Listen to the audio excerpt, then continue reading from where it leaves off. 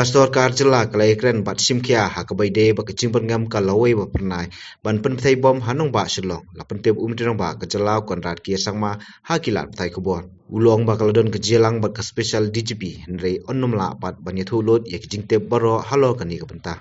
Well, for us as a government and as a police and home department, we take every situation seriously. So anything related to law and order, even an email that comes in, for us it's a serious matter. And so let me assure you and the citizens that we are doing everything that's possible. I can't give details to you right now, but just in the afternoon I had one review meeting with the special DG.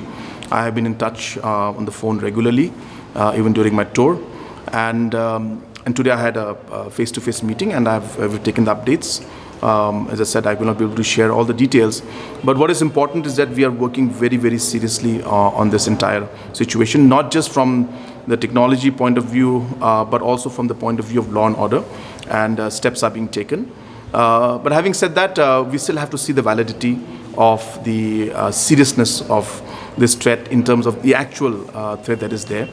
So therefore, we are doing all kind of background checks and ensuring that from every aspect, we don't leave any stone unturned. But yes, these kind of things do happen. This has happened in other states also. It's not only our state. And there have been situations where there's just been emails and nothing more than that. So for us, as I said, it could be that, but there's no question of the state government taking that lightly. So we are on the job, and the department is working very hard on overtime to crack this particular case.